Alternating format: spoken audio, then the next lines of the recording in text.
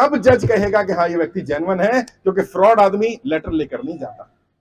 जिसको पैसा मारना होता है वो बैंक जाता नहीं है। आप ना जाकर के साबित कर रहे हो कि आप पैसा मारना चाहते हो। और जितने लोग बैठो ईमानदारी से बताओ, क्या पैसा मारना चाहते हो? पैसा भरना चाहते हो ना? मुझे एक व्यक्ति नहीं मिला जो क्या पैसा मारना चाहता हो। कहता साहब बस कमाई का साधन मिल जाए, थोड़ी समय मिल जाए, मैं पाई पाई चुकाने को तैयार हूं। और हम क्या मांग कर रहे हैं सरकार से? हमारी मांग क्या है भाई? या तो लोन माफ कर दो। बड़े बड़े लोगों का कराए, बहुत बार कराए। बहुत सारे लोग 9,000 करोड़ रुपए लेकर भाग गए। हम तो भागे नहीं, हम तो यहीं पर हैं। या तो हमारा लोन माफ कर दो, और जिनका लोन माफ नहीं कर सकते उन्हें कम से कम 2 साल का समय दे दो। और मैं आप सबसे फिर पूछना चाहता हूं, अगर 2 साल का समय मिल जाए, ना इंटरेस्ट पे करना है, ना ईएमआई पे करनी है, ना पेनल्टी लगेगी, ना सरचार्ज लगेगा, ना कोई सजा होगी, तो तैयार हैं? 2 साल का समय मिल जाए तो बहुत सारे लोगों का व्यापार अपने आप ही ठीक हो जाएगा यार। अभी प्रॉब्लम क्या? प्रेशर है, टेंशन है। धंधा करे कि टेंशन को देखे? इधर ईएमआई भरता है कहीं से लेकर के, अगले महीने का फिर प्रेशर शुरू हो जाता है। और समस्या क्या? क्योंकि प्रॉपर्टी मॉर्गेज है, दुकान, गाड़ी, घर कब्जा करने का डर लगा रहता है, तो उसका वो डर तो है ही, जायज है। तो वो व्यापार कैसे करेगा? तो हमारी यही मांग है कि या तो बड़े उद्योगपतियों की तरह आम लोगों का भी कर्जा माफ कर दिया जाए, और जिनका कर्जा माफ ना हो सके किसी भी कारण से, उन्हें 2 साल का समय दे दिया जाए। और तीसरी मांग क्या है? वो लोग जो एक्सपायर कर गए, अब व्यक्ति दुनिया में नहीं रहा। अभी मैं भी दिल्ली में था, एक केस आया, एक लेडी है, 2 बच्चे, एक बेटा एक बेटी, बच्चों की पढ़ाई चल रही। हस्बैंड ने लोन लिया था, बिजनेस लोन था, हस्बैंड एक्सपायर कर गए, घर, फैक्ट्री, सामान सब गिरवी रखा हुआ है। अब बैंक वाला ये कह रहा है कि उनका इंश्योरेंस नहीं था, जबकि इंश्योरेंस कराना बैंक की जिम्मेदारी थी कि इंश्योरेंस कराना था। लेकिन चलिए कोई बात नहीं, इंश्योरेंस नहीं था। अब व्यक्ति दुनिया में नहीं रहा, बच्चे छोटे हैं, वो कमा नहीं रहे, तो कम से कम ऐसे लोगों का तो लोन माफ कर दो यार। जब बड़े बड़े लोगों का माफ कर रहे हो, इनका तो माफ होना चाहिए।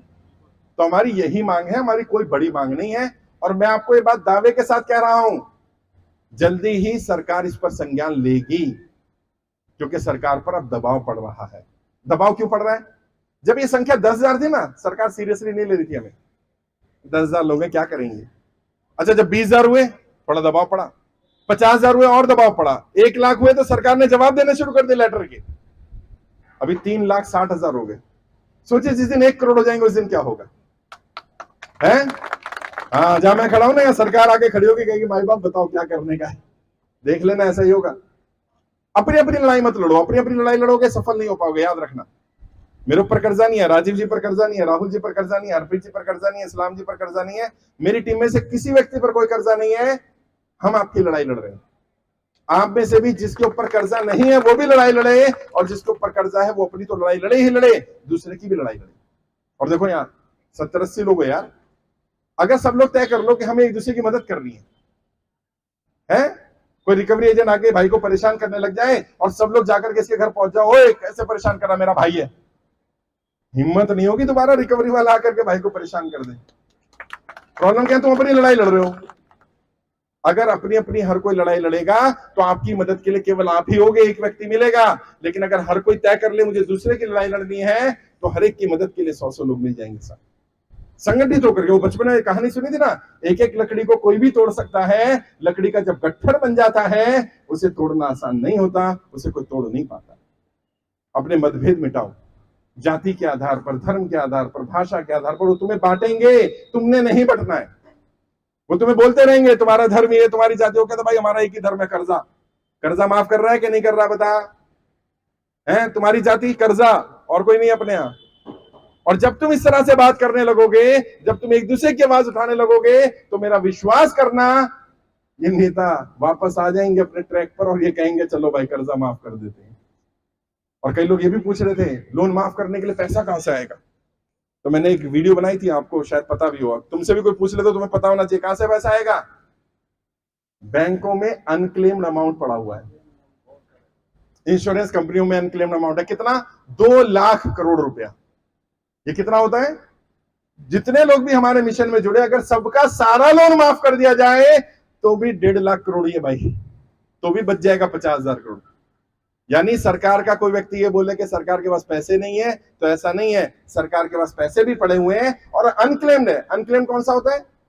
किसी ने बैंक में अकाउंट खोला, भूल गया निकालना पैसे, इंश्योरेंस कराया, एक्सपायर कर गया, घर वालों को पता ही नहीं इंश्योरेंस करा रखा है। ऐसा लगभग 2 लाख करोड़ रुपए एक्स्ट्रा पड़ा हुआ है जिसका कोई क्लेम नहीं किया 10 साल से किसी ने। वही पैसा इस्तेमाल कर लो यार जनता की कर्जा माफी के लिए, करना पड़ेगा। बस हम साथ मिलकर के लड़ाई लड़ेंगे। मुझे मालूम है कि कई लोगों को दिक्कत ज्यादा हो रही है, मुझे मालूम है कई लोगों को ईएमआई भरने में दिक्कत आ रही है, मुझे मालूम है कई लोगों के नोटिस आ चुके हैं। मिलूंगा आप सबसे, अगर किसी को नोटिस आया तो नोटिस भी दिखाना, बताऊंगा कौन सा नोटिस है, जवाब कैसे देना है, वकील से क्या लिखवाना है। वकील अगर कर दिया है तो वकील सही काम कर रहा है कि नहीं कर रहा उसको भी गाइड कर दूंगा आपको, ताकि आपको पता रहे कि आपके साथ गलत ना हो जाए। मैं आपकी लड़ाई लड़ रहा हूं और जैसा मैंने आपसे वादा किया, एक एक व्यक्ति का 1-1 रुपया कर्जा माफ कराऊंगा। बस आपने ऐसे ही संगठित होकर के काम करना होगा।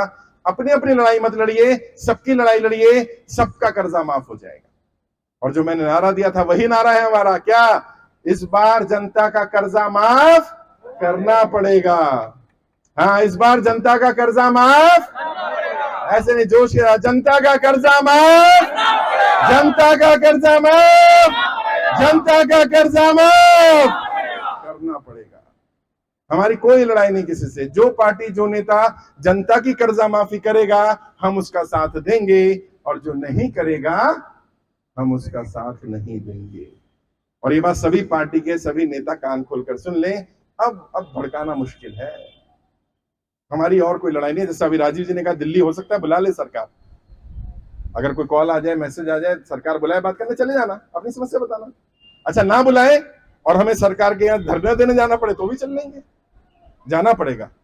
और जैसा आपने देखा, जब जंतर मंतर पर कार्यक्रम हुआ, हजारों की संख्या में लोग पहुंच गए, सब सरकार पर दबाव पड़ा, और वहीं से सभी ने मिलकर के तय किया, एक डेट दे दी सरकार को। कौन सी डेट? 30 जून 2023, इसी महीने की 30 तारीख। 30 जून तक सरकार कोई निर्णय ले। अगर सरकार कोई निर्णय नहीं लेती है तो फिर हम निर्णय लेंगे कि हमें सरकार का क्या करना है। या तो सरकार को जनता का कर्जा माफ करना पड़ेगा, वरना ऐसी सरकार लेकर के आएंगे जो सबसे पहले जनता का कर्जा माफ करेगी।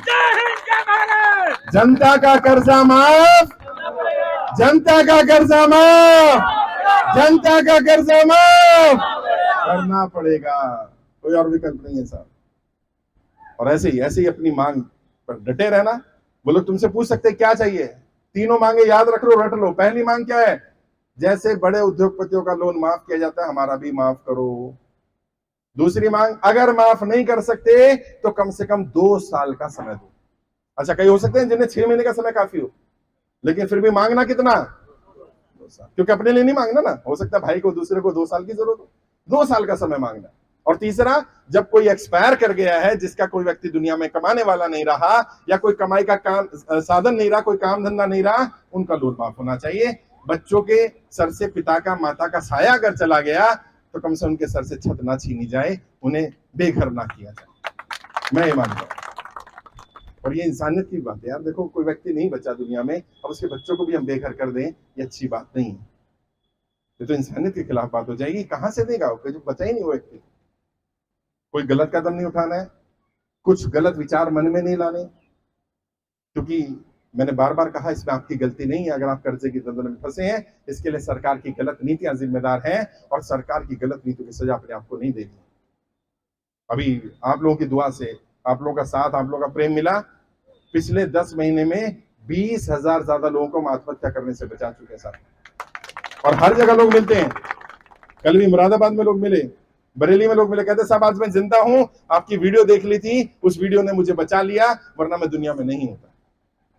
ये उस परमपिता परमात्मा का, उस खुदा, उस भगवान, उस वाहेगुरु, उस अल्लाह का आशीर्वाद है कि मेरी बात किसी को समझ आ रही है। अभी तक क्या हो रहा था? अभी तक लोगों को लग रहा था मैं अकेला कर्जे की दलदल में हूं। जब यहां आकर इतने लोगों से मिलता, तो तेरी मैं अकेला नहीं हूं भाई, बहुत सारे। और मेरे को एक व्यक्ति ने कहा दिल्ली में, कहते सर आपने कुछ करा के नहीं करा, कम से कम एक काम तो कर दिया, हमें संगठित कर दिया। अब हमें लगता है हम अकेले नहीं है, कोई है हमारा जो हमारी बात समझ सकता है।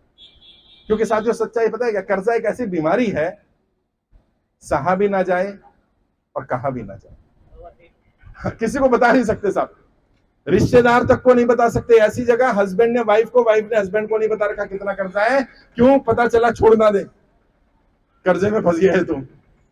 अच्छा, रिश्तेदारों को पता चल जाए अगर आप कर्जे की दलदल में फंसे हो तो रिश्तेदार आना जाना मिलना बंद कर देते हैं। ऐसी समस्या जब जिसके बारे में पता चलने पर लोग दूर भाग जाते हैं, व्यक्ति किससे जाकर कहे? कोई है ही नहीं सुनने वाला। और सब क्या कहेंगे? तुम्हारी गलती है, तुमने कर्जा क्यों लिया, कर्जा लेने। सब समझदार बनते। अरे भाई वो पागल नहीं है, उसने कुछ सोच कर ही लिया था। उसको थोड़ी मालूम था आज मैं कर्जा लूंगा और अगले दिन लॉकडाउन लगा देगी भारत सरकार और सारा काम धंधा बंद हो जाएगा। कई लोगों ने बताया साहब मैंने व्यापार शुरू करा है फरवरी 2020 में और मार्च 2020 में लॉकडाउन लगा दिया, अब मैं क्या करूं बताओ। और बैंकों ने क्या करा? 3 महीने का मोरेटोरियम दे दिया। मोरेटोरियम में इतना लूटा है ना, 3 इंस्टॉलमेंट के चक्कर में 20 इंस्टॉलमेंट एक्स्ट्रा कर दिया। मतलब कितना लूटा जा रहा है। तो ये लूट तो बंद होनी चाहिए। मैं समझता हूं आप सबसे बात करेंगे, पर्सनली बात करूंगा, चाहे 1 घंटा लगे 2 घंटे लगे, सबसे मिलूंगा। आपने अपनी एंट्री कर दी होगी, 1 to 1 मिलूंगा आपसे। किसी के पास कोई नोटिस आया है, बैंक का नोटिस है, किसी कोर्ट का नोटिस है या वकील का नोटिस है तो वो दिखाना। अगर नहीं है कॉपी तो व्हाट्सएप पर दिखा देना ताकि मैं आपको गाइड कर पाऊं अच्छी तरह से कि इसका समाधान क्या करना है।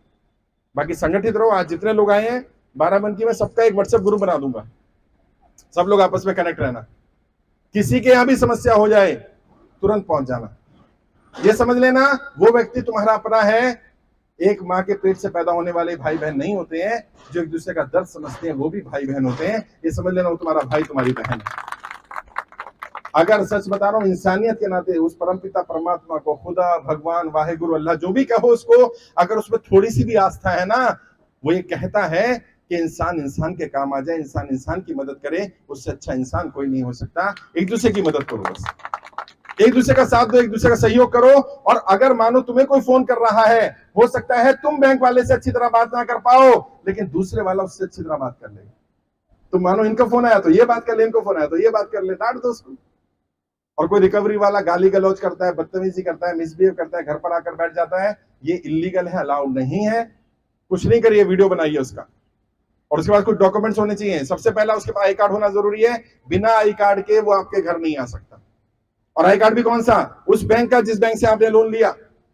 वो कहता नहीं मैं तो रिकवरी एजेंसी का हूं, कोई बात नहीं, उसका आई कार्ड दिखा दे।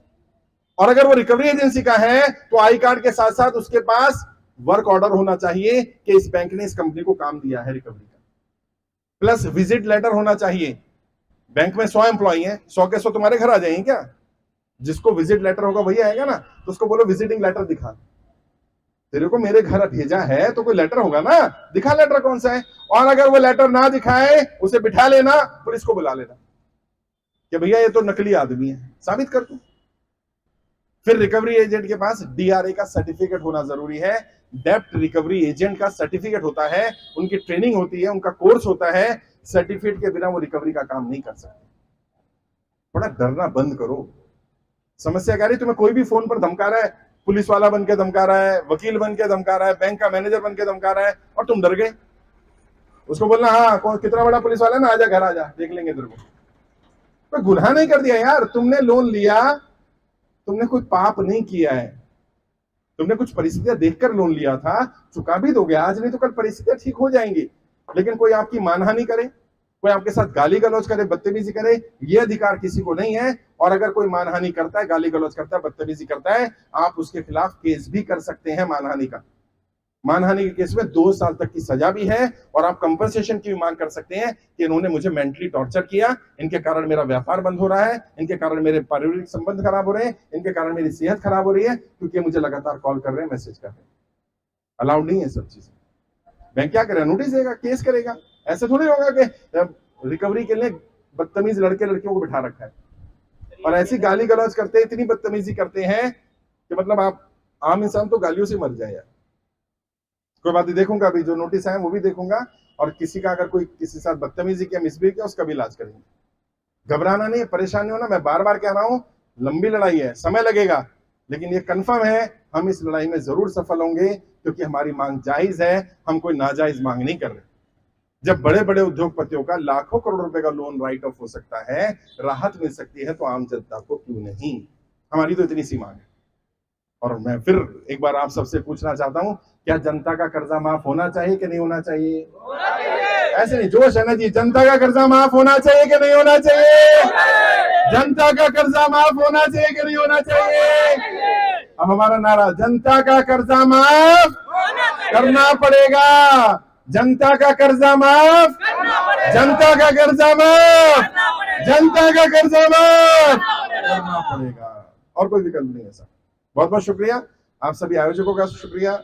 इस्लाम मोहम्मद भारती जी हमारे प्रदेश प्रभारी, जोरदार तालियां इनके लिए हो जाए, इन्होंने बहुत बढ़िया कार्यक्रम ऑर्गेनाइज किया। आप सबसे मुलाकात करेंगे, बैठेंगे, बातचीत करेंगे, समस्याओं का समाधान करके भेजेंगे। बहुत बहुत शुक्रिया। जय हिंद, जय भारत।